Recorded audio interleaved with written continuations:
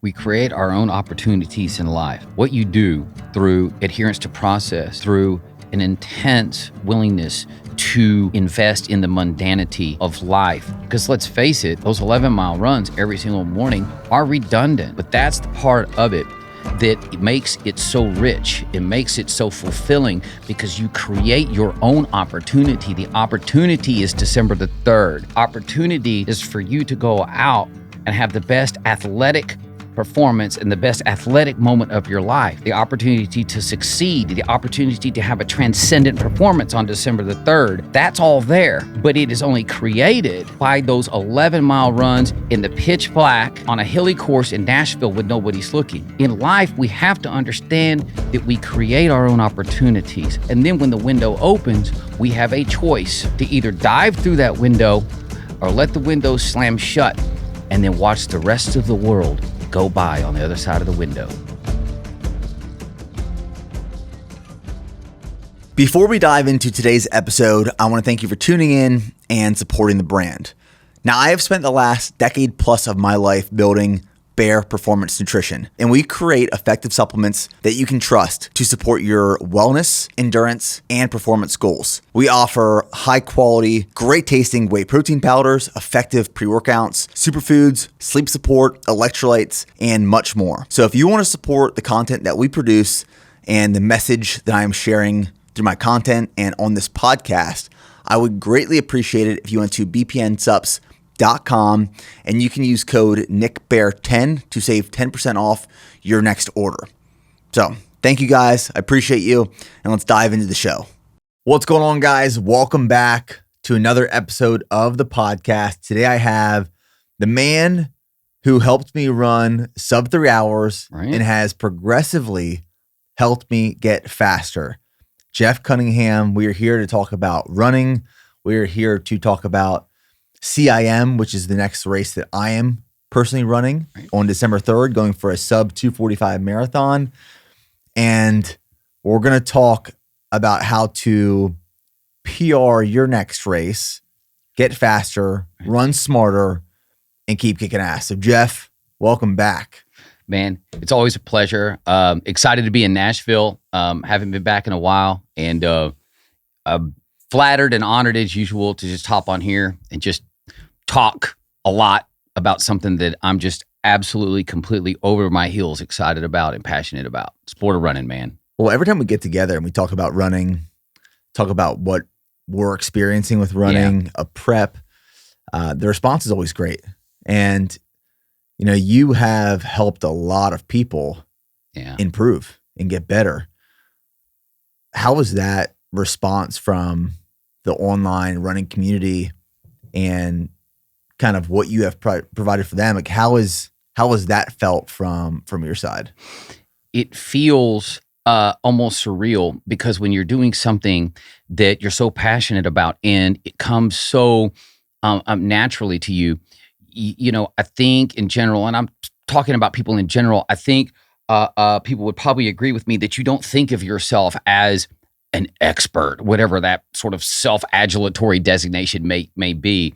You don't think of yourself as anything unique. I'm just a guy from Tyler, Texas that drives a pickup truck, you know, who happens to know a little something about running, but it's really, really fun looking at the impact. In fact, yesterday on my Instagram, I was actually super proud of a young guy who just signed a college scholarship. And what I said was, people don't realize that the people who I coach contribute far more to my life than I've actually contributed to theirs. And I think people are surprised by the fact that I'm flattered, honored, and I'm moved to a pretty emotional state when people just say thank you. Because to me, I don't see it as anything that incredible. It just comes naturally, and I just love it, and I just want everybody to succeed. Yeah. So I don't mean to put you on the spot with this question, but I'm currently reading this book and it's called Show Your Work. And the whole concept of this book is about documenting the process of learning and doing and sharing that with other people. And that by other people watching your work and the process of that work, they gain just as much as you are gaining through that process. My question for you is, do you consider yourself an expert? I don't think of it in those terms. To me, that's sort of a self-aggrandizing sort of statement to make about yourself. It's a overly self-adulatory sort of designation. I don't get to call myself an expert, right? In fact, we were just leaving the airport and my wife told me that I don't get to call myself a great driver. Other people get to tell me I'm a good driver, right? We were disputing which exit to take. But in all seriousness, people seem to have gravitated toward that spot in some instances and consider me an expert. Frankly, I consider myself more a student of the art of coaching. And I spend a whole lot of time looking up at the mountaintop at people who I perceive who are far more knowledgeable than I am, who are better at it than I am. The same way a lot of runners who are considered fairly elite, such as yourself, right? You spend a lot of time looking at people who are faster than you, and you're not going to call yourself good, great, elite. You'll let other people call you that. So no, I don't wake up thinking, man, I'm an expert. Ugh, that's so off-putting, and I don't even think of it in those terms. I'm just trying to do the best I can. I think people that often consider themselves an expert believe in their own mind they have reached the pinnacle of what it is, and they stop pursuing the process. In this book, one of the key takeaways, I'm only like 30 pages in at this point, but great read, great, quick, easy read called Show Your Work. And the author dives into this concept of the curious amateur. And the curious amateur is so hungry for the pursuit of success and embracing the journey that they just want to keep learning. They are this student.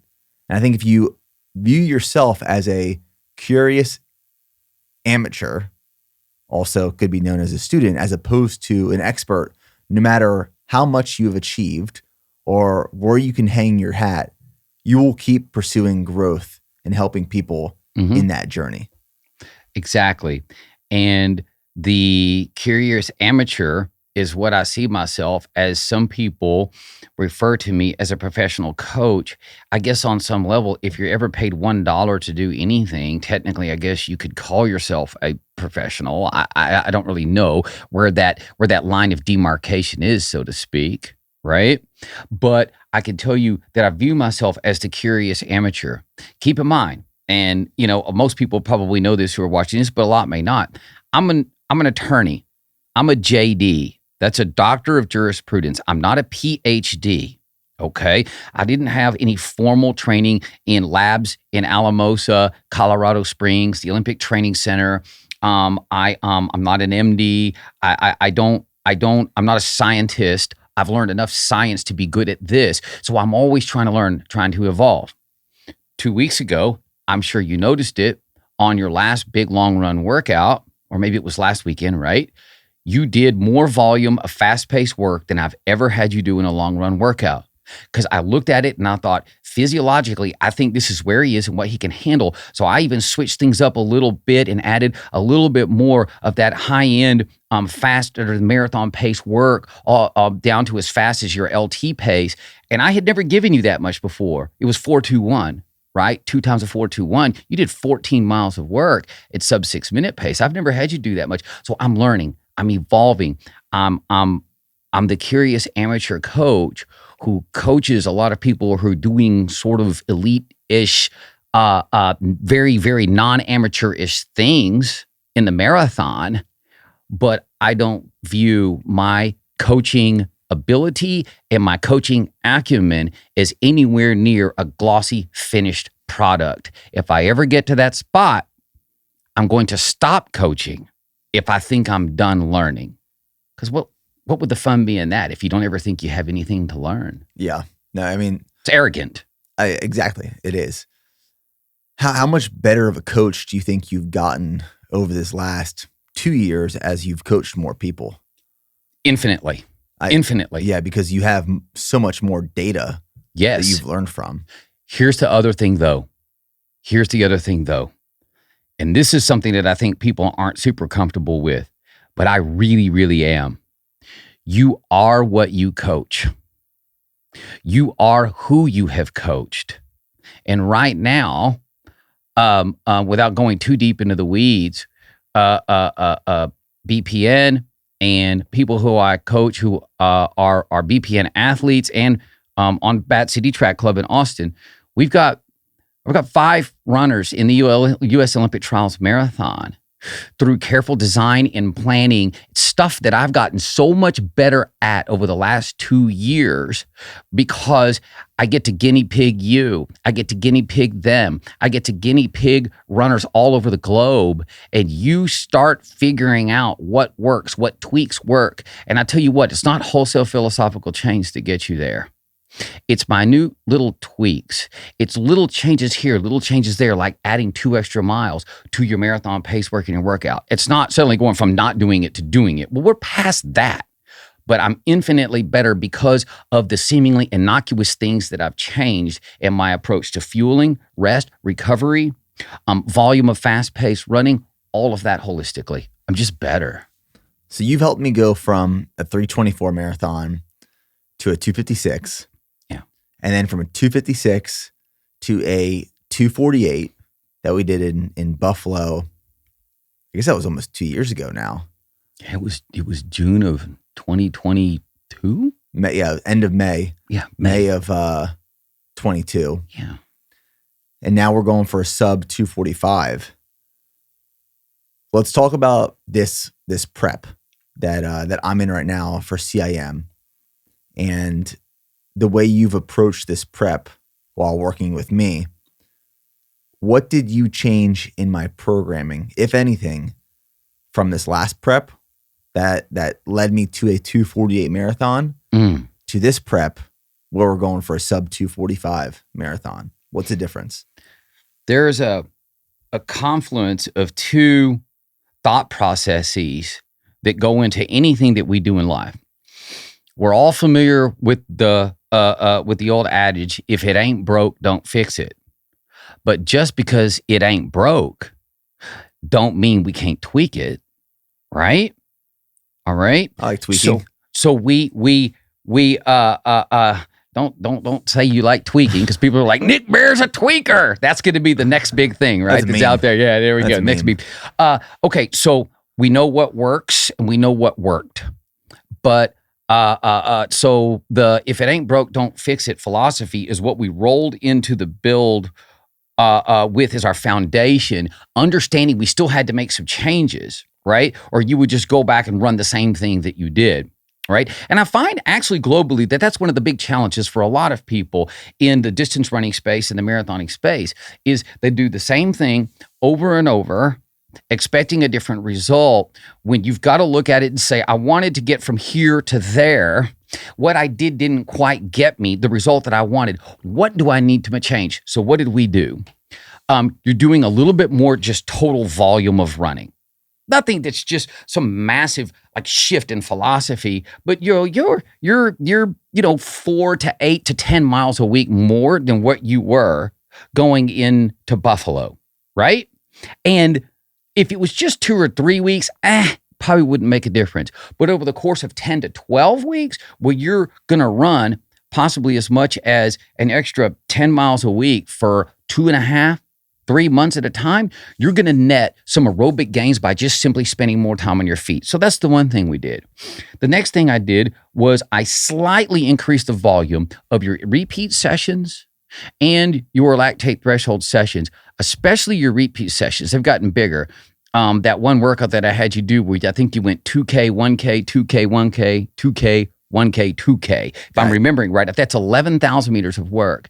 And then I've assigned 11K of work when used to it would be 9 or 10, right? On a lot of your interval sessions. Not all the time, but quite often during this build, we've done that. And then challenging you with pace. Listen, here's the deal, man. If you want to race faster, and I'm not real bright, like I said, I grew up in the middle of the woods in East Texas, but correct me if I'm wrong. If you want to get faster, you might want to try to actually run faster. I don't know, call me crazy.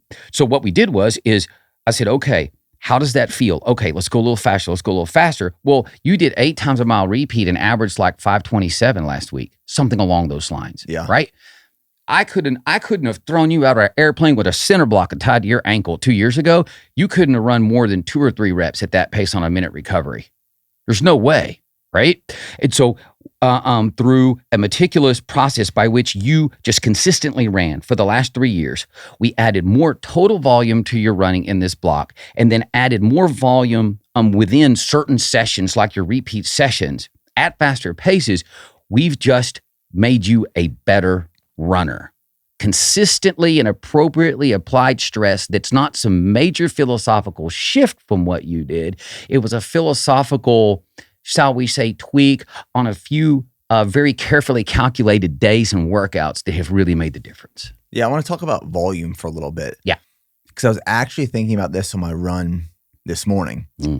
Right now in this training block, my average run on any given day is at least 10, 11 miles. Yeah. There's really only one day a week I run 10 miles. The rest is above 11. And I was thinking back to that first marathon prep we did together. Now, granted, I was also in a Ironman prep during that. So I was on the bike a lot and I was swimming a lot as well. But I believe my daily run back in 2021 in preparation for that marathon was 7 miles a day. Mm-hmm. And then when we went and ran Buffalo for the 248, I believe my average was like 9 miles a day. That's correct. So we've slowly ramped mileage up to get to this point. Mm-hmm. You know, when we started the prep, even before I started training for Last Man Standing, and we were talking about where running mileage was going to get to, we're talking like mid to high 70s towards the peak of the build. And I'm thinking, well, what is like an average day, running there? You're like 11 miles. You're like, holy crap, 11 miles a day. Like that's a lot of running. It's a lot of mileage. But then you get to this point in a build where 11 miles just feels like nothing. Like every morning you wake up, you're like, 11 miles, that's easy. Wednesday morning critical velocity or lactate threshold workout of 14 miles of work. Oh, that's nothing. That's easy. Then you go into these big 20, 21, 22 mile workouts. I don't want to say it's easy, but you're recovered by the next morning. Right. And that is the body's just adaptation to a stimulus and growing and becoming more effective and efficient over time. I want to talk about how important training volume is for the endurance athlete as someone is training to run faster, because you hear so many different extremes. You hear the person on one side who's saying you need at least 100 miles a week to run certain paces in certain times. And then you hear the other extreme that's like, no, you don't need more than 45 miles a week. Right. Where's the sweet spot? How do we view running mileage? How has it changed based off of the experience of the runner? What is perfection in terms of where should people start with training volume? It's a sort of a multifactorial analysis that I have to engage in with each athlete. And it typically comes down to injury resilience and bandwidth, right? I have some folks who are working so hard and they're so busy and spread thin in so many areas, often out of necessity. If you're trying to run a law firm and you've got 2 small children at home and you're trying to be the best parent that you can be, there might be limits on how much you can actually dedicate emotionally and physically to running. That actually is a runner who I coach up in the Northeast. And she actually just ran 2:57 in a marathon at Hartford in October. What was her weekly mileage? It was probably in the 60 to 65 range, right? Not running as much as you, because there was just limits to what we were going to be able to get done there, right? But the reality of it is, the easiest way to put it is we got to run as much as you can without rolling over undue amounts of fatigue and getting overly banged up and injured on a consistent basis. And typically, through a little bit of trial and error, but a whole lot of forethought and careful planning, we can arrive at that spot for each athlete. I was asked on a podcast with another podcaster about what my thoughts were on low volume, high intensity marathon plans. And I picked my words very, very carefully because I don't like to just wave a really, really broad sword, because for some people that might be the best solution to their limited time and the limited bandwidth they have to train for a more just elapsed time a day because of time constraints. But generally speaking, low volume, high intensity marathon training programs are not the best idea. If they were, you would go and look at the nation's top 50 or 60 marathoners on the men's side and the top 50 or 60 American women, and you would see a whole bunch of people doing low volume, high intensity plans, and none of them are, as in zero. Nobody's doing that. So volume is the most vital component. One runner who I coach, who has now become a really, really good runner, she's one of the top marathoners in Canada. She was not 2 years ago. She looked at me one day. She came down to train with the team in February. She looked at me. She said, "Coach, has a really long workout." And I said, "Michelle, you run really, really long races. If you don't want to run big workouts and you don't want to run volume, don't run marathons. Don't run half marathons. Volume's huge. Because we know the human physiology is such that you get increased mitochondrial density, distal capillarization with appropriately applied moderate aerobic distress on a repeated basis, day after day, week after week, month after month. The more you can run and not roll over undue fatigue and run the risk of injury, you are going to be a better marathoner, right? So I don't say 100 miles a week. Well, for some people, high mileage might be 80 to 85, and that's the most we're going to do safely, and that's going to be their sweet spot. I have another runner, right, who can run 100 miles a week, right? Mitch Ammons can run 100 miles a week. Is that what Mitch does on in our peak week? Phases into the last two big marathons where he ran 2:16:50 at CIM last year, then he just ran 2:16:01 in New York in October.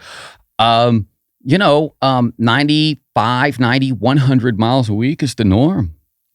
For him, what's like an easy Monday, Tuesday run? How long? A lot of times twice a day. Maybe go and hit 10 in the morning and then 4 or 5 in the evening, running, probably 7-minute pace per mile. Sometimes as slow as 7:15, 7:20 a mile, when you're running 15 miles a day, right? But then just the other day, he goes, "Wow, that went better than I thought." I was like, "Yeah, let me check your splits." He ran 5 miles in like 24 something the other day in practice. Gosh, I think he dang. closed in 4:49 on the 5th mile. That was his first hard workout back. But the point is, for him, it's 95 to 100. For you, we're like 75 to 80 in this prep most weeks, which is really high volume, right? On 45 to 50 miles a week, you could not begin to hope to do what you're doing. You couldn't even hope to do it. It would be fantasy. And by definition, fantasy is not reality. And I don't know about you, but I live in reality. We got to have the work match the goal, right? Don't tell me that you want to do calculus, but then all you're willing to do in practice is simple arithmetic. You're going to flunk that exam, man. And that's what I love about fitness, and that's what I love about the marathon. The marathon is my favorite distance, running by far. And to say that you want to do a marathon, anyone can commit to a marathon today and run 100%. A marathon tomorrow. And that marathon is probably going to run you instead of you running the marathon. Oof. Yeah. But in order to keep getting faster and faster and faster, you can only make so much progress in a given training block in a given year. And it often takes years and years and years to build that ability to run a marathon at a certain time. Yeah.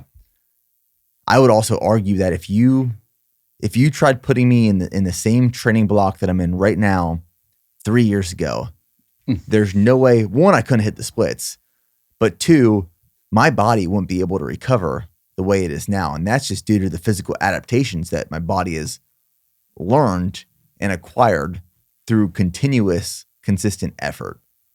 Yeah, you would have broken, right? Yeah.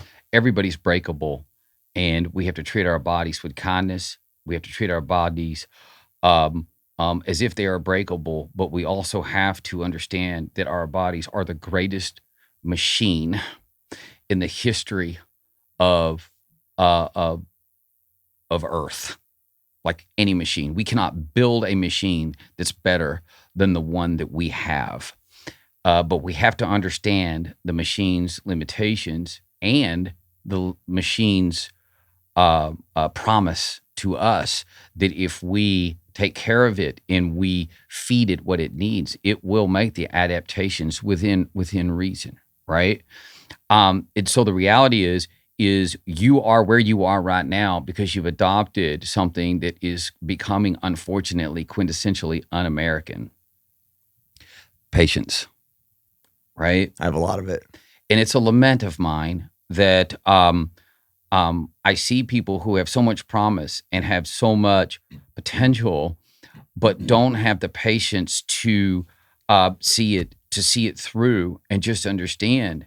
See, I've got people on a 5-year plan, and I'm not going to name their names, right? Because these are conversations that we have that are private, that people might say that you're a little bit nuts for talking about it. But I've got some runners who I coach right now who are on a 5-year plan for the 2028 Olympic Games in Los Angeles.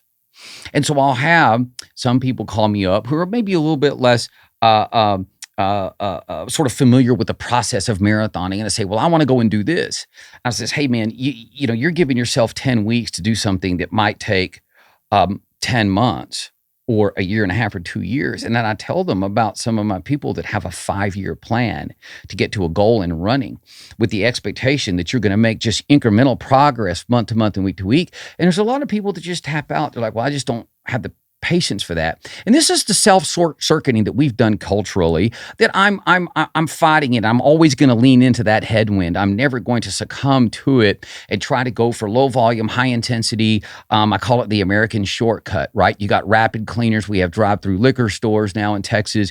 We got, rapid filing on the tax return. We got, instant cup of soup. I mean, you go ask somebody if they know how to take chicken stock and you boil your chicken and your vegetables, you chop them up and you do all that. They're like, well, I don't know. I just go and get the Hungry Man meal and pop it in the microwave and beep, beep, beep, and go and nuke it and, hope the microwave doesn't blow up and have mashed potatoes all over the wall. I mean, that's where we are. Just everything's to be fast, fast, fast.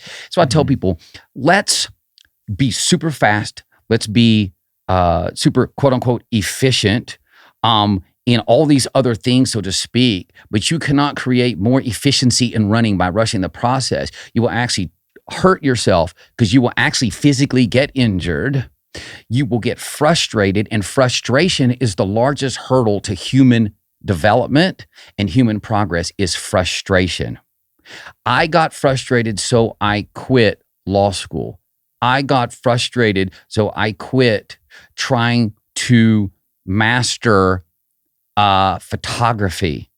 I got frustrated with running because it didn't come as fast as and easy as Nick Bear makes it look in his videos. So I stopped after 6 weeks, and I tell people, breathe deep. Let's be patient. Let's use the machine that we have been given, which is our human body, but we must be deferential to its physiology and the science that goes into getting adaptations. And you cannot change the fact that your body is only going to develop at a certain rate, and you cannot rush it, or you're in peril. You're in peril. I think it's one thing actually that running teaches a lot of people is patience. Yeah, man. There's so many people who want to start running and they try it and it hurts. It's uncomfortable. I often hear the response, I just don't get it. I am bored. I'm bored of this. Mm. And then it's one of those things though, where the people who embrace the patience required to consistently keep running that achieve and are rewarded with all the benefits that it provides emotionally, physically, mentally. That is one of, in my opinion, as you bring that up and I think about it, the greatest outcomes of starting and learning and embracing how to run, and that is applicable to all other parts of your life, whether it's your family, it's building a business, it's your work, it's conversations with other people. Being patient is such a critical, important skill that you can master through the art of running. Yeah. I think sometimes ultimate patience is sometimes confused with lack of get up and go and lack of ambition, right? That guy's, he's just not intense enough. We got to have it all now. We got to go get that. Got to go get after it. That guy's dragging his feet. Well, he's not dragging his feet. He's not lacking ambition. He's not lacking get up and go. He simply is recognizing that the patient approach is a good one.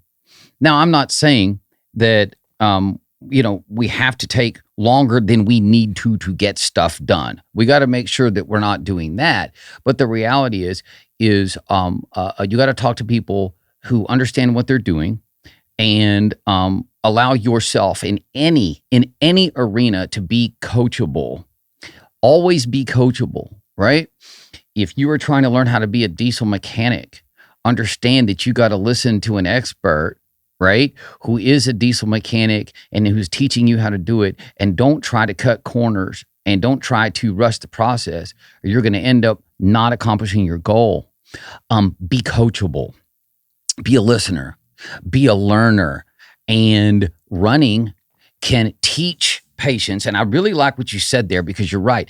Even if you don't bring patience to the table, sometimes running can teach the patience. I'm not sure that the patience needs to be a predicate to running, but running is sure going to teach it to you. Sometimes the hard way, sometimes the easy way, depending on whether or not you have some sort of massive flame out in a race or you get injured or whatever. But yeah, one doesn't necessarily have to precede the other. But at the end of the day, patience is always going to be the element of development as a distance runner, for sure. Yeah, no, I agree. Yeah. One of the things I did want to talk about in regards to this prep, from my perspective, some things that have changed and that are different that I believe have had significant impact on the outcome. Because I would argue that I'm in the best running shape of my life right now. Not debatable. Not debatable. I'm hitting paces in splits that I've never hit before, at an effort that is lower than I've ever experienced before. I was thinking about this. One, I haven't missed any workouts, which I never do. I never physically miss a workout in terms of, like, I always show up and put forth the effort. But there have been times in these last couple preps we've done together where I've missed hitting splits in times. Mm-hmm. I send over after every Wednesday morning track workout or lactate threshold workout, I screenshot my Garmin data. I send it over to you, and you call me within a matter of minutes. Typically. And then Saturday, I did the same thing. I screenshot my data. I send it over to you.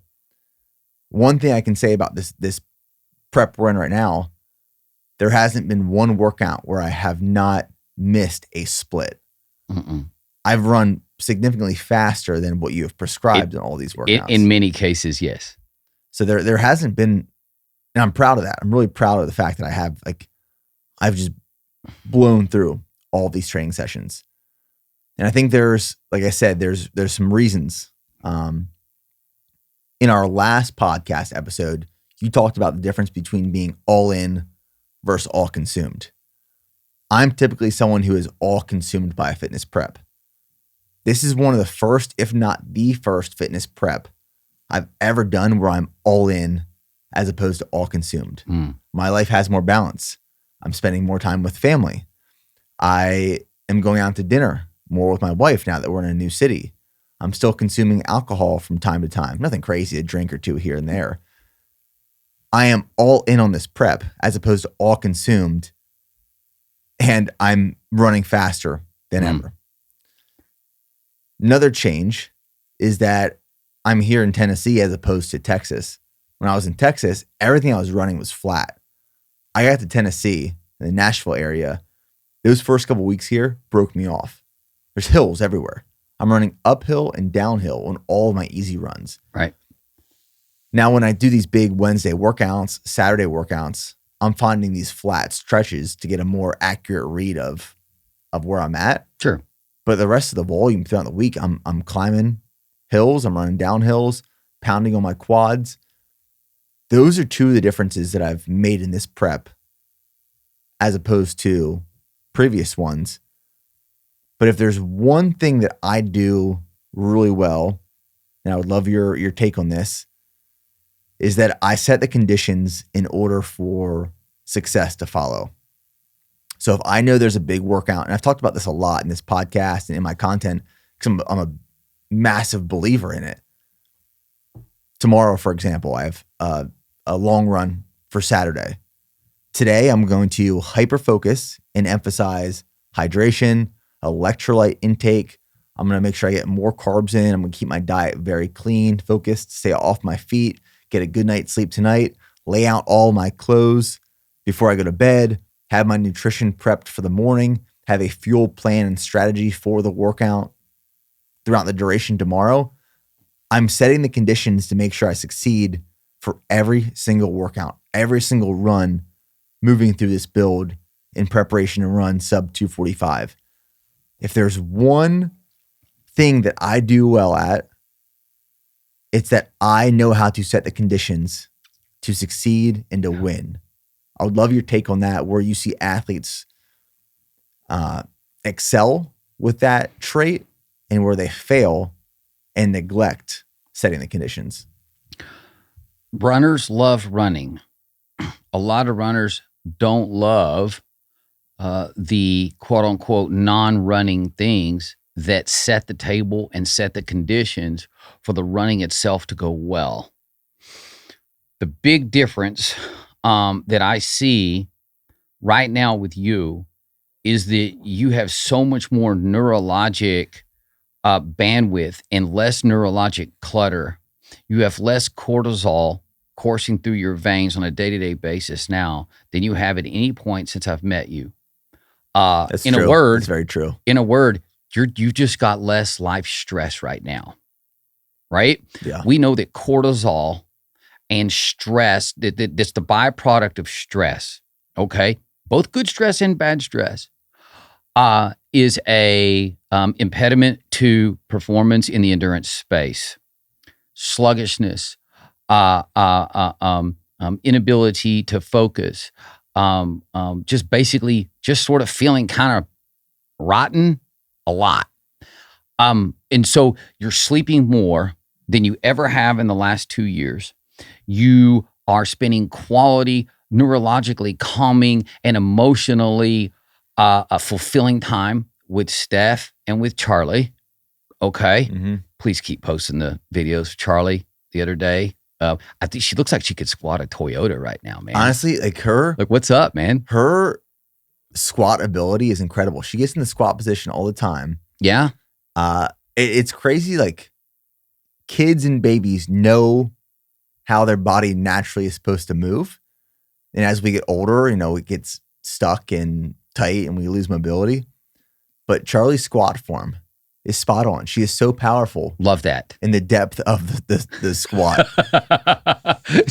Amazing, man. Whether she's trying to pick something up or poop her pants. Right. Well, hey, listen, the only people in the world who are allowed to poop their pants are really old guys and really young guys, right? So yeah, true. There we go. But, in all seriousness, man, I mean, the fact that we're sitting here laughing and talking about Charlie and all this, you're just so much more relaxed, and you're happy and you're sleeping and you're not dealing with shit shows and dumpster fires and, oh my God, waking up at 3:00 in the morning. Did I send that email? You're just not dealing with a lot of that stuff, right? That you had to deal with. Okay. And that's when I talk about bandwidth. Some people need to run 5 days a week and they can only run 45 miles a week because they got those things going on and that's the best they can do.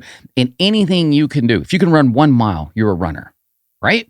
So I'm not saying that, if you can't run big volume, don't go run marathons. I'm just saying that it's better to try.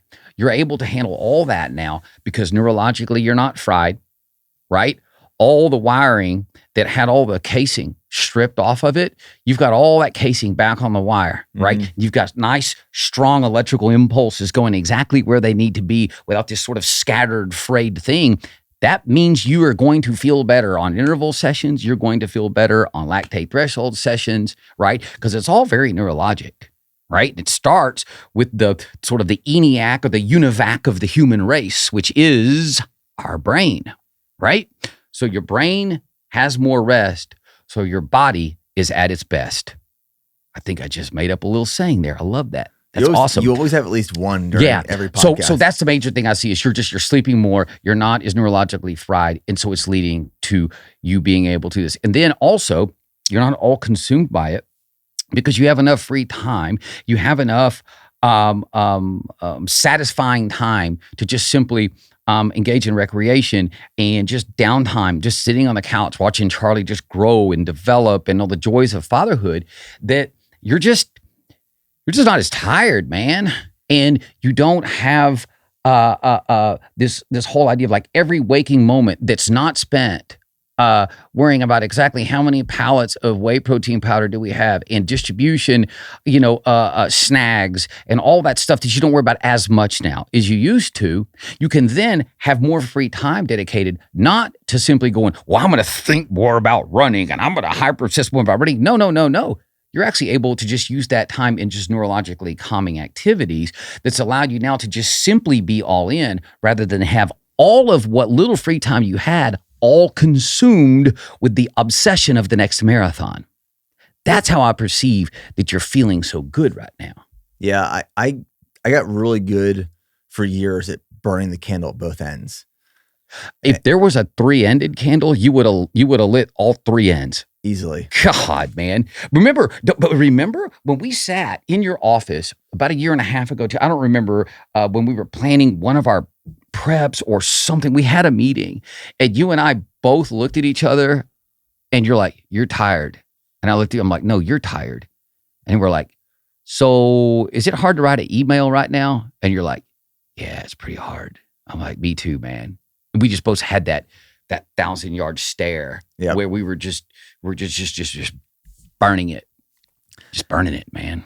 Yeah, I mean, at the same time, that was part of the process to get here. It was a necessity, right? It was a necessity. It's the mud. Like I always talk about the mud. Sometimes you have to go through the mud to get to the other side.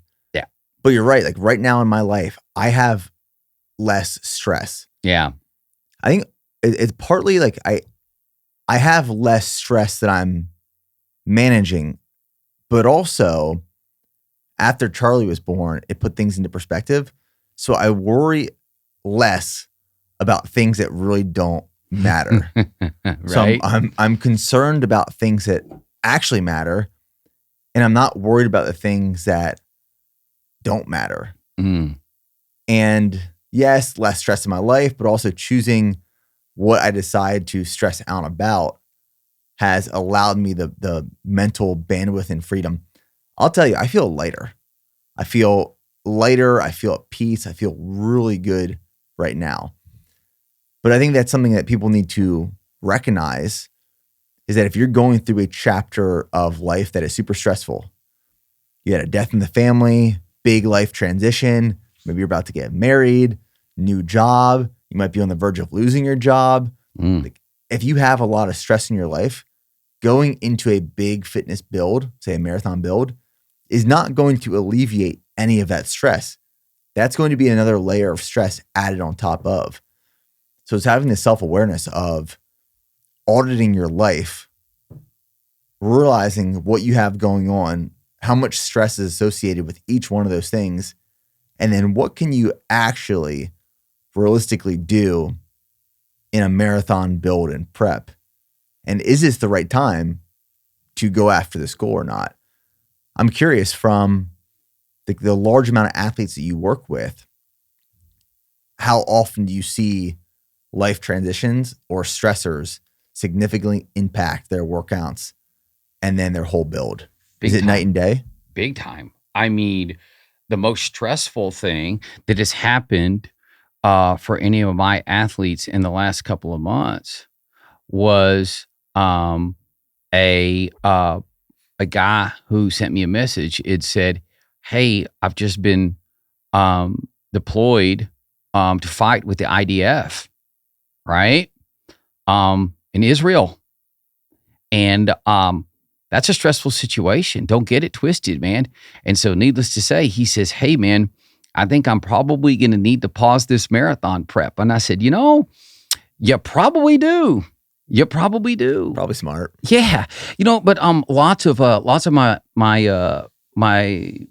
U.S. military guys and ladies who I coach will get deployed. I had a guy who was running in a workout room on a treadmill on an aircraft carrier to stay fit. But I'll be damned, that guy ran in the 240s in the marathon this fall, and that guy was well over a 3-hour marathon a year and a half ago. So he got it done, but it was tough. We had to make some pivots. We had to make some changes, and that's stressful when you're deployed and you're on an aircraft carrier and you're on a treadmill in a hot little a cigar box size workout room. These are things that we have that happen. I had one lady, who had to come and take care of her mother and fly from Europe, and come to Florida recently. And it was tough, and she ran a real gutsy race at the New York Marathon. And we were really happy with the performance, because you got to compartmentalize it and recognize, hey, we're going to have to pivot either actually to a different race or pivot from our goal. And it's a sign of maturity. It's a sign of emotional intelligence to recognize that pivots aren't always, and almost never actually, if it's for a good reason. Like, I want to pivot. I don't want to run that marathon because I've decided I want to enter a binge drinking contest. Well, that's not a good pivot. It's not a good reason, right? But most of the time, it's a sign of emotional intelligence. It's a high EQ thing to be able to say, I'm going to revise my goal, but that goal is going to be my victory. Because I'm being fair to me, I'm being fair to the process, and I'm just recognizing this is where I'm at, and it's okay. So I might run a different race. I might run the same race, but with a different time goal in mind. I might have to go to running 4 days a week for the next 2 months because I've got a parent in hospice care who I've got to take care of. I still want to run the race, but I'm going to pivot. See, it's just a high emotional intelligence thing to be able to analyze your own situation, make fair and just conclusions about what you're capable of, and then redefining your victory. That's the key, man. Well, I've seen this before with people, and I could argue that I've done this myself, where they turn a hobby, which say is running and running marathons, into their full-time priority, and they put that full-time priority, which is a hobby, above everything else in their life, being work, being family, kids, responsibility, spouse. Because fitness can take over your life, and the things that you're training for, which were once a passion and hobby, turn into everything, turn into your identity. And I think that's where you start running into some tough spots and spaces. I've been there before, trust me, where you put that fitness goal above everything else. Yeah. And it's tough because when we're passionate about something and we love something so much and we get so much emotional fulfillment out of it, sometimes we think, well, if I just got more of that and I just put a lot of other stuff either on the back burner or just put them on ignore, somehow this is going to make me a happier person. And I don't necessarily think that that's the case, because once again, we're back to the all consumed versus all in conversation. Now, I have had a few runners, and I've had these very frank conversations, even this week, with 3 of my runners. And if they're listening to this, they're going to know who they are. Well, we are having to start making some decisions and having some conversations about transitioning into a period where they do actually focus on running as a career and as a job. But we're talking about an infinitesimally small percentage of anybody who ever does anything in sport who has ascended to the level where they can actually say, I actually might actually try to do this for a living. I might actually just do this. This might be my job. But I mean, that's such a small number of people that we don't even really need to even have the conversation because that's not reality. That's just fantasy, man. I mean, listen, even I was a pretty good runner and I was smart enough. I had to figure out how to eat. That's why I went to law school because, yeah, sure, I was pretty good, but I wasn't good enough to ever do anything. And so I decided not to become all consumed with running. I was all in during the periods that I was in it, and I was training hard and having fun with it, even in law school. But I recognized that I could not consume me to the point where I ignored my fiance, who's now my sweet wife, Angelique. Nobody knows how or why you've been married to me for 22 years, but thank you for putting up with me. And I had to get my law school studies done, and I had to do all that. And I couldn't just put all that on ignore to chase this thing that I actually really loved, right? Which is running, because, you gotta prioritize your life and make sure that you're being fair, kind, and you're being, frankly, lack of a better way of putting it, being reasonable. Be reasonable. Right. Yeah. It's super important to see. It's a level of self-awareness that is necessary. Yeah, man. And a lot of times you'll actually be faster. You'll be faster. I've had people who've gotten a little too close to that edge of being so close to it that they actually started making some decisions that maybe weren't the best. And so you backed them out, and they actually sort of, you could see their shoulders drop, relax a little bit, actually ran better. They ran better. Well, self-destruction is a real thing.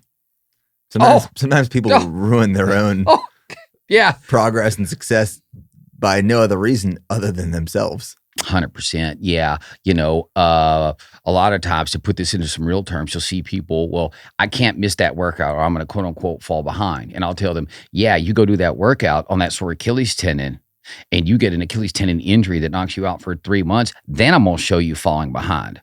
I'll show you falling behind. Don't run for 3 months. One workout, it's a drop of water in a big bucket, man. Just sometimes the best workout is not done, but the people who are so consumed where there's like literally all in on that to the ignorance of everything going on in the world, right? And they're like, I must go run. It's like, hey, you just finished work. It's 11:30 at night. You had a huge project done. You had to get to the boss. You worked a 16-hour day. You know what you need to do? You need to go home and drink a cup of ice water, watch some horrible Seinfeld reruns, and go fall asleep. That's what you need to do. Eat a meal. And eat, of course. That's right. So let's talk about the race itself coming up. Yeah, man. CIM, Sacramento, California, the California International Marathon. I've heard you talking about CIM for years now because apparently it's a fast course. Mm-hmm. A lot of people go run there for their last opportunity of the year to qualify for the Olympics or go to the Olympic qualifier. That's correct. Let's talk about CIM, the race itself first. I'm curious. I've never been there. Right. I've never seen the course. I've only heard great things. Tell me about it. Well, I mean, CIM has always been viewed as one of the fastest races in the United States.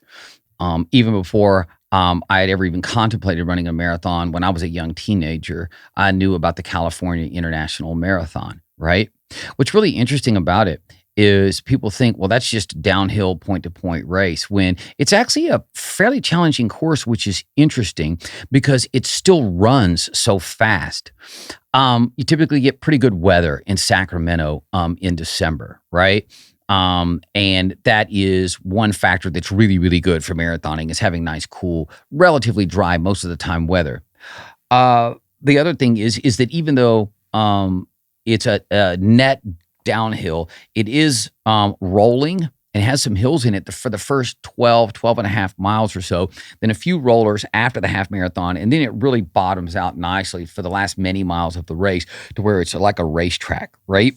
And what we find is that a rising tide in life raises all boats. We usually have a bunch of really fit, really motivated, really fast people show up to CIM, and it's almost as if it's this tidal wave of momentum where everybody just gets rolling. And that's one of the magic things about CIM is people run really fast because there's other people around them running really fast. I've heard that. And that's what's going to happen. CIM, we're in an Olympic cycle. It's the last day that the U.S. OC has set for hitting the qualifying window. I'm actually going to have 4 runners in that race trying to hit an Olympic trials qualifier, right? And we're fit, we're ready to go, and you're going to be in there in the midst of that. And it's it's very much of a momentum race. Now it's point to point. So they're going to bus you to the start. Right? They have buses and you go to a staging area, you get on your bus, and then they'll take you to the start.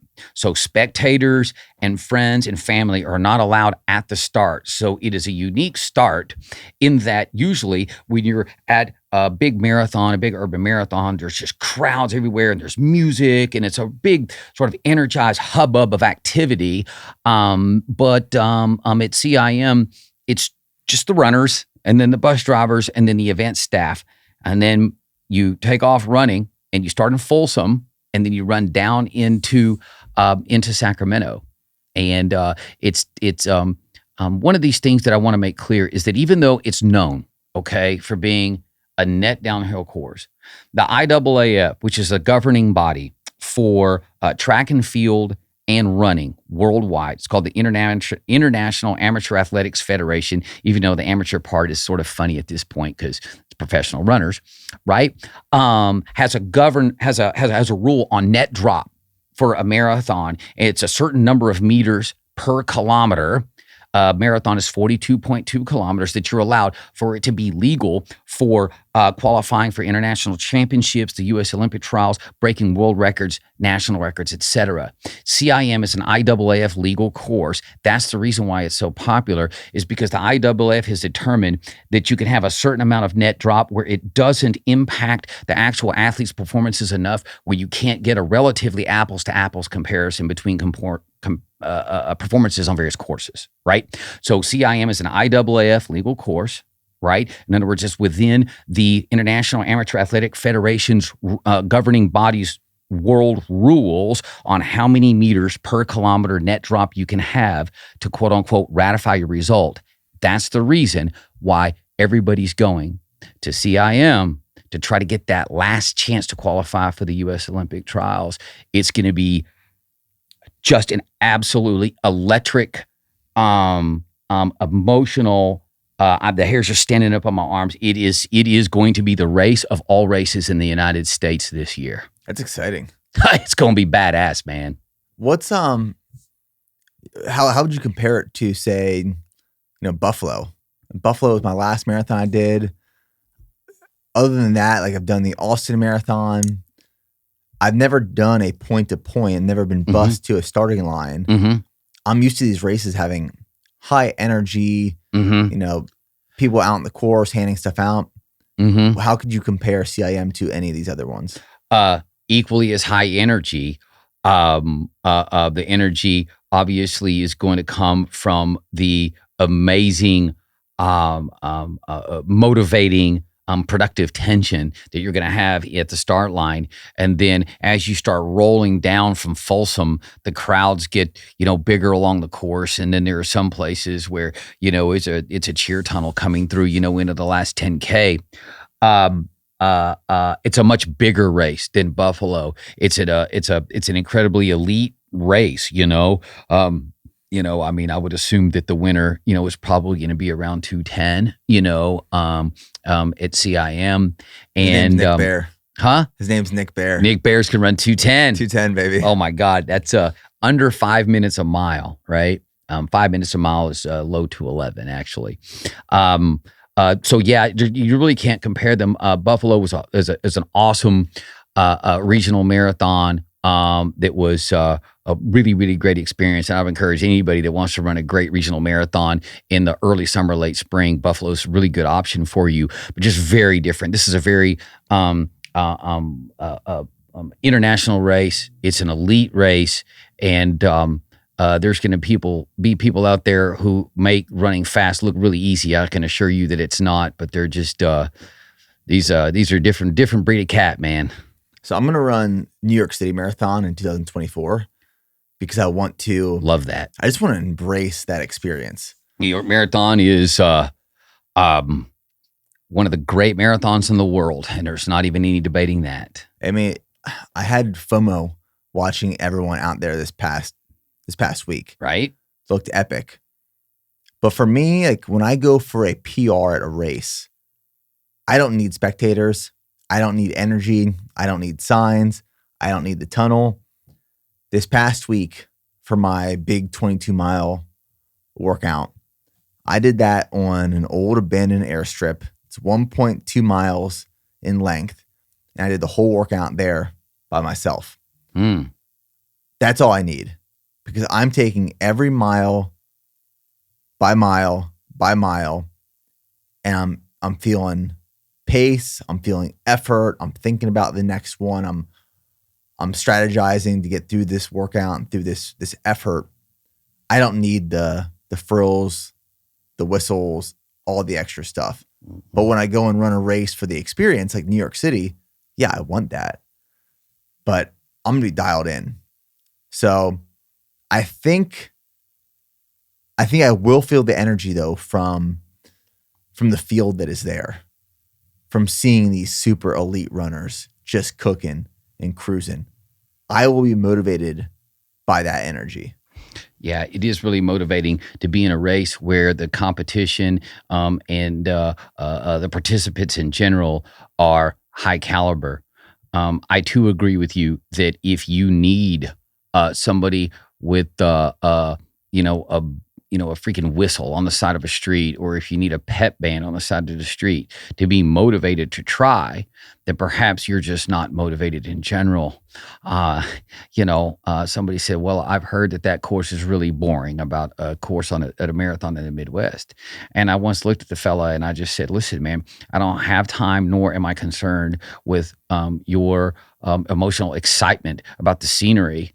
If they were going to run a marathon on an airplane landing strip, and I thought that was your chance to run a personal best, I'd be sending you to run that marathon. Your enjoyment and your boredom are literally 1,347th on my list of things to worry about for you. I don't care. If boredom and, if you want, I always love it when you see the description of a marathon course and it says scenic. And I'm like, that scenic? When it says a scenic course on the, the coast of whatever, that means really fucking hilly. That's what scenic means, Subliminal. Right? Love so that. Yeah, man. When you're dialed in, it's sort of funny. I'll have people who have raced a course. New York. I coach a lady up in New York, and she said last year was the first year she ever ran New York for fun. She said she had run that race 4, 5, 6 times in a row. And that was the first time she said she had ever noticed like 70, 80% of the stuff that she noticed on the side of the street, the skyline, the scenery. She says, because I had never noticed, because I literally had my blinders on and all I was concerned about was what pace am I running and how am I running? She said, I just blocked all that other stuff out. It's interesting. Yeah, we had a conversation with the BPN leadership team a few weeks ago. Yeah.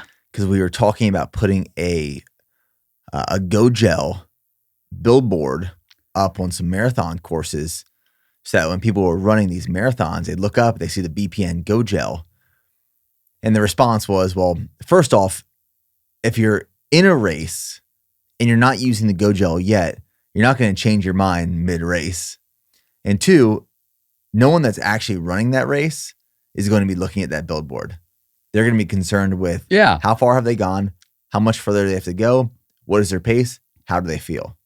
But I would like to point out that I'd be happy to meet them at the finish line and extol the virtues of using Go Gels versus whatever other gel that they used. I would be happy to do that. Absolutely. But yeah, no, absolutely. I've run a lot of marathons, a lot of races, and I couldn't tell you one sign and one billboard on the side of any course anywhere in the United States in the history of ever that I've run. I can say that with a fair amount of certainty. No. Of all the races I've done, I remember parts of the race, but not the scenery, not the landscape, not the landmarks. But it's been these small moments in memories of like this turn, or I felt this cramp here. Oh, I saw this runner at mile 17. Like small things you remember from the race. I guess my next question, we talked about course profile, we talked about CIM and the experience. What is the pacing strategy that we're taking going into CIM? I like the question because it's a strategy that has to be based on the course profile, your fitness, and your goal. And those are the three things that I always look at. And then, of course, sometimes we have to take weather into account too, if that's something that we need to be looking at. Being cautious on the front end because it is actually rolling, and there are some hills in the first half at CIM. Being cautious and being very measured in our approach and the way we sort of use our fuel, right? Our energy reserves. Marathons are a race, and any running race, where you start with your gas tank on full and the needle should be bottoming out below E right as you cross the finish line. And you got to figure out how to meet out your resources appropriately. So in CIM, we're going to be restrained early. We're going to run right at 2:44 pace off of the line. And it's probably going to feel quite doable. And I always tell everybody, if you're super fit and you're doing it right, the first 18 miles of a marathon should be boring. So when some people say, well, I was bored, or if they go out too fast and they say, but the first 11 miles felt so easy. And I says, yeah, but the problem was the other 15.2. I had this conversation just the other day with somebody. So we're going to take you out very, very restrained. We're going to meet out our resources really, really carefully in the first hour and a half of the race. We're going to get 14, 15 miles in. And then when the course bottoms out, you get through the hardest parts of the course and we get to the nice, flat, straight stretches coming home. And you've taken your gels, you've stayed hydrated, right? And you've managed your energy reserves and the pace. Then we're just going to be able to hit full send coming home. We'll be able to drop that pace down from probably right around 6:15 pace, which is where you're going to start. Right? Technically 6:17 is 2:44 pace. We'll call it 6:15. And then if you're feeling good, I'm actually pretty confident that you're going to be able to drop that down. 6:11, 6:10, 6:09, 6:08. Your data has been so phenomenal. And I'm very, very data driven. You are what your workouts say you are. And right now, your workouts say that you are incredibly fit and incredibly adept right now because you've synergized volume and intensity in a way that tells me that you're ready to really, really uncork one here. I can't wait to let it rip. Oh, man, I can't wait. I get so fired up about this shit, man. I tell you what, there is nothing that fires me up more than saying, here's the plan, executing the plan, meeting or exceeding the expectations every single bit of the way during this plan, and then getting to the starting line with that anticipation, the moments before the gun goes off, when you're like, oh boy, here the hell we go. We're about to whoop some ass today. God, I love it, man. There's no better feeling. This is, I would say, my third intercompetitive marathon. Yeah. So when I go out and race, I'm racing against myself, the clock, my previous times. This is the third marathon I've done where it's a real effort of trying to do something significant for myself. Yes. The first sub 3, then 2:48, now sub 2:45. And through those repetitions, that repetition builds confidence. Mm-hmm. But it also builds and teaches you predictability. Yes. So, at this point in the build, I'm going to feel this. Mm-hmm. At this point in the prep, I'm going to feel this. At this point at the starting line, I'm going to feel or should feel this. If you do things right and you set the conditions to succeed. Last week was the peak of the build. We haven't started necessarily tapering yet, but we reached the peak of the build and now we're slowly reducing volume. Mm-hmm. After that 22-mile workout, I felt great. I know. I asked you, how are you feeling? And I would have expected you to say, hey, I feel good, but definitely a little tired. You're like, I feel 100%. Like you actually typed 100%. And I'm like, as in like, good, like, yep. Feel like I could have gone out and done another set if you had asked me to do like another set of 4 mile, 2 mile, 1 mile. And I'm like, I'll be honest with you. my honest reaction, I was sitting out there in a cabin in West Texas right near Big Bend National Park on a little glamping trip. And you send me that, and I just stared at the data, and I had a 2-word thought. Holy shit. It was that good. It was that good. In fact, of all the runners that I've ever coached, and the workouts are relative to where you are, your talent, and all this, right? That was probably one of the 5 best workouts I've ever had a runner run. It was just that good. I was just like, holy crap, man. I mean, this guy's going to make me actually look like I have 3 brain cells when he goes and runs at CIM. It's been a good build. Yeah, it's been really good. It's been really good. Prep. Yeah. But after that week, felt strong. This week, the week after peak of the build, I still feel strong, but I can tell I'm holding fatigue from the build. But what I always get to this point. I know I'm holding some fatigue. I'm holding some inflammation. Like, what happens with every single build is I get to this point, then we go into the taper. The taper, which is just as hard physically as it is mentally and emotionally. It's called the taper crazies. Oh my gosh, it's real. And you get these phantom injuries that pop up that right? are a real thing. Yeah. But we'll reduce volume and intensity going to the taper.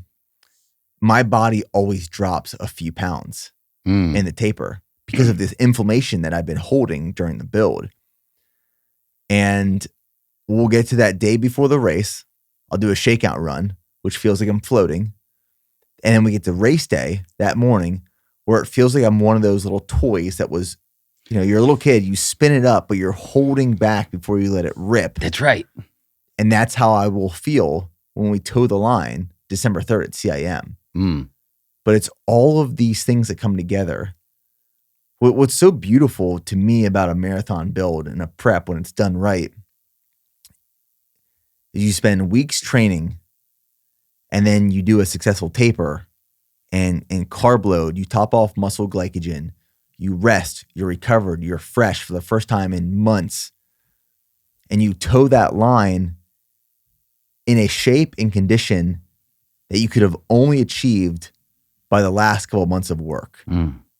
And that effort you're about to put forth for that day, the only way to get back to that level is through another build or something similar too.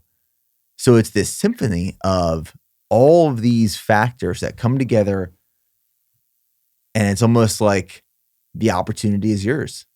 Seize it if you want it, drop it if you don't. But you have to set the conditions to get there. And that's why it's so beautiful to me.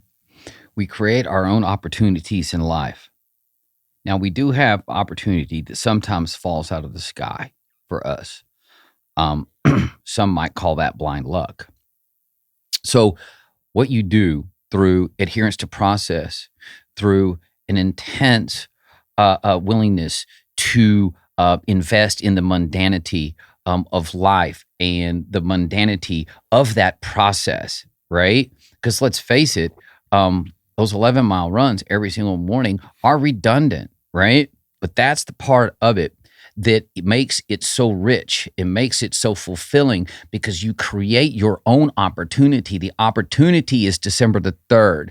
Opportunity on December the 3rd is for you to go out and have the best athletic performance and the best athletic moment of your life. The opportunity is December the 3rd. The opportunity to succeed, the opportunity to have a transcendent performance on December the 3rd. That's all there. But it is only created by those 11-mile runs in the pitch black on a hilly course in Nashville when nobody's looking. In life, we have to understand that we create our own opportunities for the most part. Okay?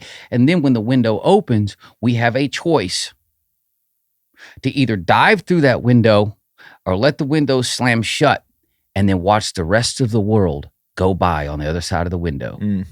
It's your choice, man. Take it or leave it. Take it or leave it. So you're going to seize that opportunity on December 3rd and you're not going to drop it. Now, it's sports. Nothing's a guarantee. That's what's so exhilarating and exciting about it, right? Because if they were just going to just go hand out the medals, they would just go down a list, pick the guy with the fastest time, previously and just hand him the medal and the paycheck for CIM and let him walk away and not run the race, right? So we still have to run the races. That's why it's sports. That's why we love it, right? I mean, nobody would have predicted at the beginning of the season that the Texas Rangers were going to win the World Series. But they did because they created their own opportunities by being repetitively good throughout the season, making good decisions and playing well in the playoffs. Listen, you've been repetitively good. You have created your own opportunity. Now you're going to go and you're going to seize it with the full understanding. There's always a chance because it's sports. It's not going to go well, but you've controlled the controllables and now you're on the precipice of something great. One of my favorite things you say when we talk after a big workout, say it's like let's use last week, for example. Wednesday morning, 8 times 1 mile repeats, big workout. It was a hard workout. And you asked, how'd you feel? I was like, well, it was hard. It was challenging. I'm not going to lie. And you say, it's supposed to be hard. Right. Marathons are hard. I think it's a reminder for a lot of people that when you go, no matter how well you prepare and train for this race, when you go and run your best race possible and you empty that tank over 26.2 miles, it should be hard. It is supposed to be challenging and difficult. It should hurt. You will reach points, highs and lows throughout that 26.2 miles that feel like you're about to crumble and fall. And it's quickly followed by this high where you feel like you can just cruise for the rest of the race. That is what's supposed to happen. That's why we keep signing up for them. That's why we do it. It is to push us beyond what we believe is achievable for ourselves. But through the process, learn that it's doable with the right effort. If marathons weren't hard, do you think as many people would sign up for them? No way. No damn way, right? We look at the Boston Marathon qualifying time, and you had to be 5 minutes and 29 seconds under the actual established Boston standards to even get into the race this year. People worldwide, globally, are embracing hard. And I am so motivated by the state of marathoning and the state of mind of distance runners worldwide that they're leaning into hard, okay? Qualifying for the Boston Marathon is empirically difficult. It is hard. Marathons are hard, but more and more people are running them, okay? Marathons are hard, and I think if they were easy, I agree with you, fewer people would actually try to do them. Why do you think more people are choosing to do hard things now, especially with running? But, regardless, it could be cold plunges, ice baths, distance running, ultra marathons, whatever it is. Why are people now pursuing hard, physically challenging events compared to the previous decade? I think that we're at an interesting inflection point, and I'm not going to get overly philosophical here or political, okay? But the reality is we have a certain segment of population who just want everything to be easy. They want everything to be given to them. Everything needs to be dumbed down to the degree that it's all achievable, right? And so what I think is we have a certain segment of our population that's growing, that's actually in search of the hard to replace the relative ease and the comfort of the Western lifestyle that we lead. And so I think people are out searching for that hard thing because they simply, from a cognitive standpoint and from a philosophical standpoint, are still, okay, beholden to that throwback, that past, where we want things to be hard and things were harder. So we have these parallel tracks where things are super easy, right? I mean, don't get it twisted, man. I really like my air-conditioned seats in my truck, especially because it's black leather and it was, 70 plus days in a row of 100 degrees, right? I like the comfort of that. But then parallel to the comforts that we have, we then go and try to choose something hard to do. And so I think people are gravitating toward that because as comfortable as life can be in certain respects, let's go and make life hard because I think human beings still like to be chiseled. They like to be chiseled. They like to have to lean into headwinds. They like an uphill battle. We like it. I think we like it. I think that's the way we're hardwired as a species. We still like hard. I 100% agree and believe that as well. Yeah. I think in our DNA, in our blood, we thrive for a challenge. We thrive for hard things, physically as well as mentally and emotionally. And I think as the world has evolved and changed and catered to make things easier and softer and less challenging, like you were previously mentioning, you can get anything you want in a matter of minutes or days, whether that's food or shopping on your phone or Amazon Prime.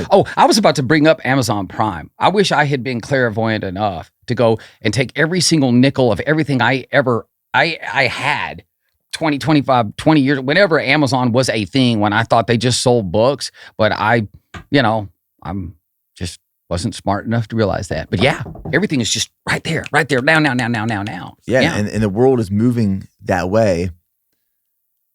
That what used to be a hard life naturally is no longer a hard life. So we have to actually pursue challenging things to maintain that thing that our bodies naturally thrive and crave. Yeah. I mean, think about it, man. Do you think Neanderthal man, cavemen, think about it, before the invention of fire, before we discovered fire, do you think they woke up one day and go, you know what? Let's make life a little harder. Let's go run a marathon. Well, no. I mean, hell, you're just sitting there hoping you make it through each day. Now it's just kind of like, we don't have a lot of those challenges, and it's great. It's wonderful. I mean, I'm not going to decry it. Like I always said, I'm not sure how much of a fan I am of camping because I didn't get where I went to go on vacation to act like I'm poor. I mean, I don't want to sleep on the ground. And I stole that one from my wife. I was like, I don't want to, but the reality of it is we lean into hard things because there's still that part of our brain that really needs it. It needs it. Right. That's why a lot of guys like to hunt too. That's why we like to go and run marathons. Why we like to go do cold plunges. It's why we like to climb Mount Everest. It's the reason why, Sally McRae goes and runs multiple 200, 250 mile races in a matter of weeks and months. I mean, well, there aren't very many humans as tough as her, but you know what I mean? We lean into hard things. It keeps you sharp. It keeps you refined and sharp. Yeah. Agile and just it strengthens you. Yeah. You need that. Yeah. So one of the questions, to pivot a little bit here, one of the questions I get frequently that I would love to hear your take on and your approach. I share a lot of my workouts online. I've shared a lot of my workouts through this prep, and I've shared a lot of the data, paces, mileage, all these things. I love the quote, comparison is a thief of joy. People will look at their total mileage and they will look at mine, and they will be influenced to take their weekly mileage, which is say 45 miles, and start running 75 miles a week because they see me doing that, which I would encourage against. Yes. Slowly ramp up volume. But where I'm going with this in terms of comparison is often paces. And a lot of people don't know where to start with paces. Like say you want to run your first marathon. Well, what pace should I be aiming for? Or I go to run a track workout with say 800 meter repeats, 1,000 meter repeats, or a 6 mile tempo run. Where should I set my paces? And I know it's very specific to the individual based off of their experience, their ability to run, how fast they want to run. But is there like an umbrella answer, broad strokes solution for people on how to find paces just to get started? Right. Well, one of the big questions that I get asked, and I'm sure you get asked too by people who are really trying to find their way into the running space, is what pace should I do my easy runs at? And so the starting point is you just got to go and run a little bit, and you got to go and run easy for a little bit before you can ever talk about running a marathon. And what I've told everybody is that easy is not a pace. Easy is a feeling. The same way hot is different from cold. The same way hard is different from soft, and up is different from down. Easy is different from hard. And run easy. What I refer to as running adept. Get to the point where you can run 4, 5, 6 days a week, 3, 4, 5 miles a day. And then you can start spot checking your data because we do have the use of Garmin's and Corosis and whatever smartwatches you have, and it will tell you what your paces are. And you can start getting a feeling for what feels doable 5, 6, 7, 8, 10 miles, and you've got to build into it. And then what you really need to do is actually either consult somebody who is a runner or who is a coach and start formulating a few workouts where you actually have some designated paces that are constructed in a way to get a desired physiologic result, right? And you can start feeling your way through paces. If you can go out and you can run 18, 19, 20 miles and feel really, really solid at a certain pace, it's reasonable to hope that you could probably slow that down by maybe 10 seconds a mile. And on a race day, tapered, prepped, fueled, probably hold that for a marathon, right? But there's so much that goes into it that my encouragement is get started, go run, learn a lot about yourself. You learn a lot about yourself by simply just going and doing. And then when you start running more, you start getting familiar with pace and feeling and the difference between I'm dying and I'm feeling competent. Then you can start looking at that and saying, I think I can hold this for a marathon. Or I think if I did that for 17 miles, slow it down by 10 to 15 seconds a mile, I can probably hold it for a full 26. That's a reasonable conclusion to reach, right? So, talking about easy running. Yeah. My friend Hella Sidibe, he made this post a few months ago when he was training for Western States 100. And to make sure that he maintained an easy pace, what he would do is he would take a tennis ball with him and he'd bounce the tennis ball on the ground, kind of like a basketball, you know? He'd throw the tennis ball on the ground, he'd catch it, keep shuffling, hit it on the ground, grab it, keep shuffling, because it made him slow down. Fascinating. And it did something to just keep his mind off of trying to run so slow, because oftentimes running slower is hard for some people. Because it's not sexy. It's not sexy. So after I saw him post this, actually, I was running one day and I was running by a tennis court and I saw a tennis ball on the side of the road. Don't tell me. So I grabbed it and I started doing it. Dude, it was so much fun, actually. It slowed me down, and like I would throw it down. I throw it hard, like let it go up in the air 20 feet, catch it. I'd fumble it a little bit, go grab it. But it forced me to slow down. So like that's one thing people can do. Take a tennis ball with you, bounce it on the ground if you really want to slow yourself down. And it'll make you focus on something other than the pace. Right. Yeah, because if you think about it, when you're having to bounce a ball and catch it, you're engaging a part of your brain and you're taking that away from maybe just the focus on pace and just hurrying up and getting the run done.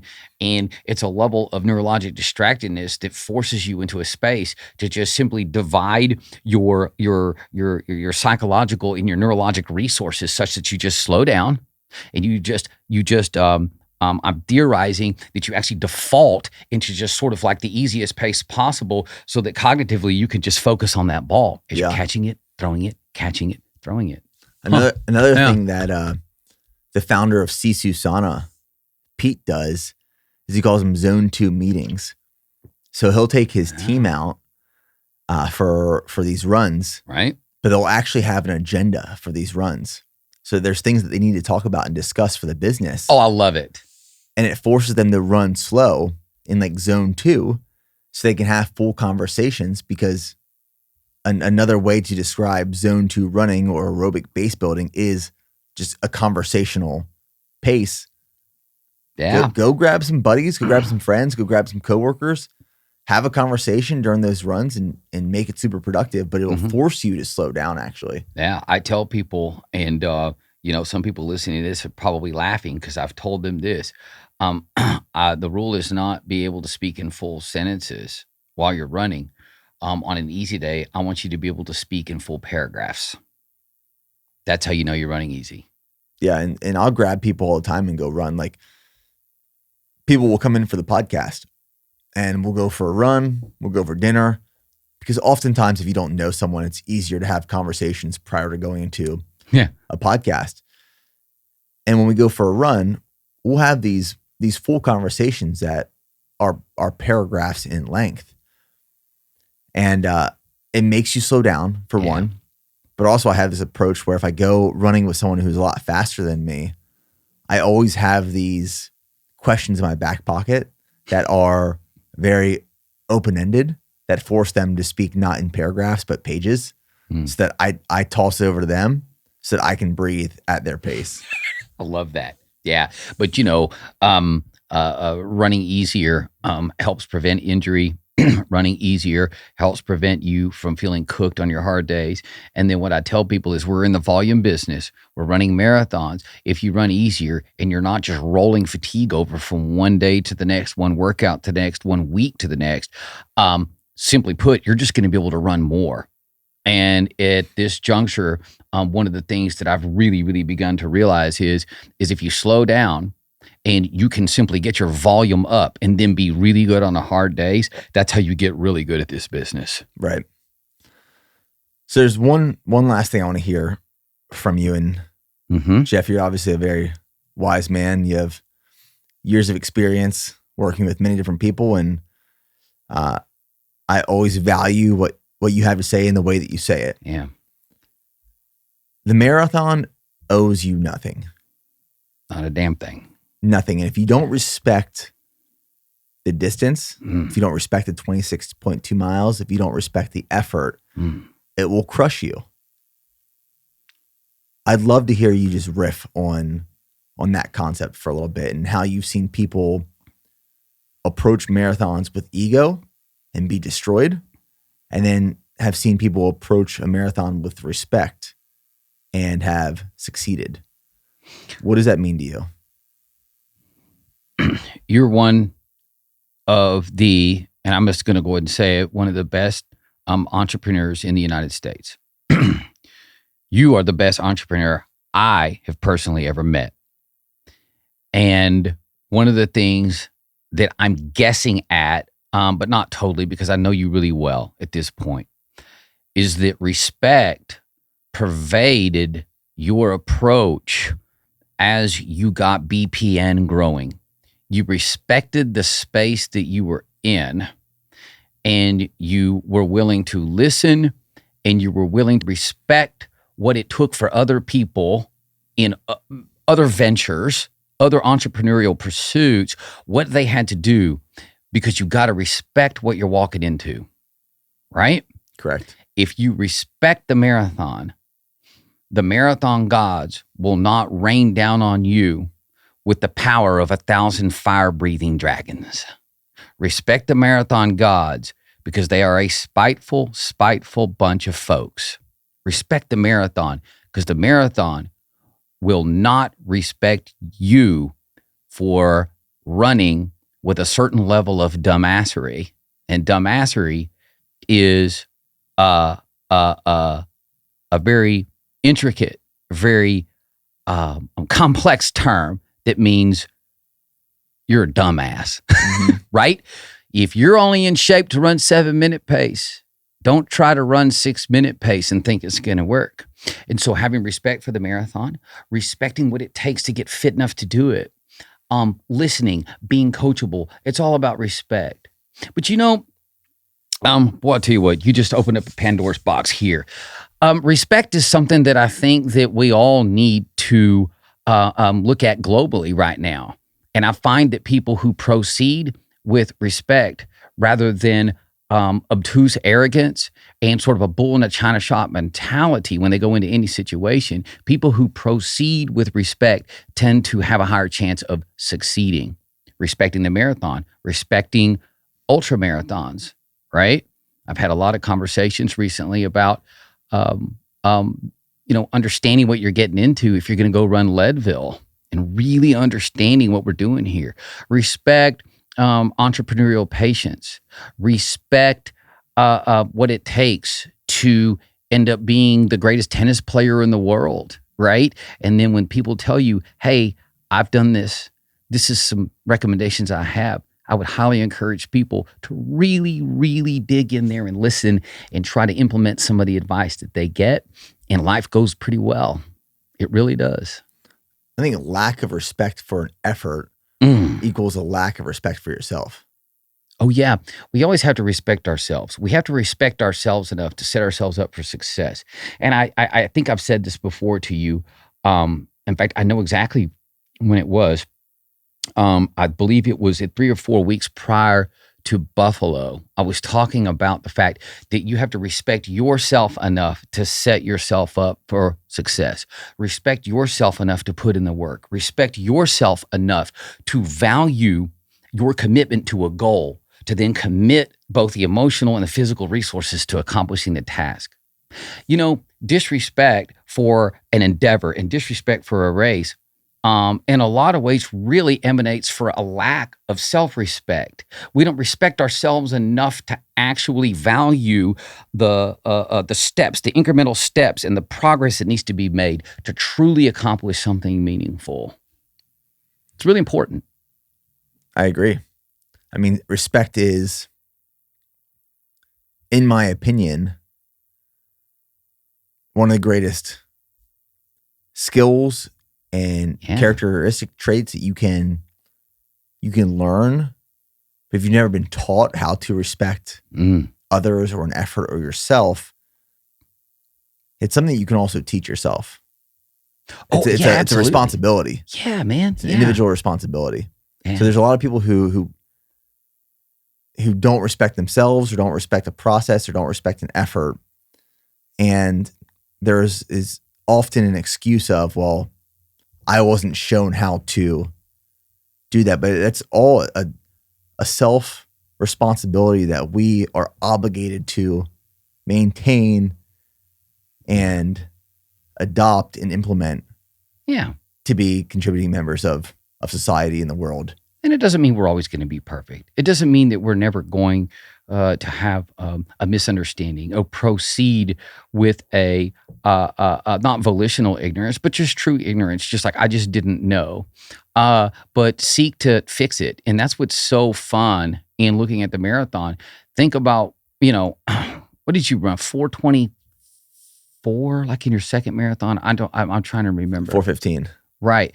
Think about how much more you respect the process and how much more you respect the marathon itself now than you did back then. And back then, it wasn't that you're like, you're just a disrespectful a-hole. You just didn't know. I was ignorant. You were ignorant, but you invested the time and the resources and the sort of the emotional energy into learning what you needed to know, committing to the process, and look at you now, man. I mean, ignorance. Unbelievable. Ignorance is bliss, but bliss will kick your ass. Oh, bliss will take a bite out of your posterior. That's for sure. Yeah. Yeah. Well, Jeff, I respect you tremendously. Thank you. And what you have taught me about the marathon, about the distance, about the effort, about the respect, applying that not only to running, but business and life as a whole. Yeah. I respect the fact that you've helped so many people through your platforms and mine get faster and embrace the challenge of the distance of the race and learning through that journey. And I'm super excited for CIM. I'm ready to kick ass. I'm excited for CIM. I'm excited to see all the work come to fruition for you and for all the other people who are on that starting line who dare to show up to be audacious. I'm excited about the future of running. I'm excited about the future of BPN. And I'm excited about the opportunity just in one tiny, tiny little way to try to help make my life and your life and everybody's lives around us just a little bit better and just a little bit more fulfilled. And for me, that's the definition of success. Well, guys, December 3rd, 2023, California International Marathon. We're going sub 2:45. We'll see you there. He's got a first class ticket on the Ass Kick Express, folks. Dude, that needs to be on my my bib. I'm getting that printed on something.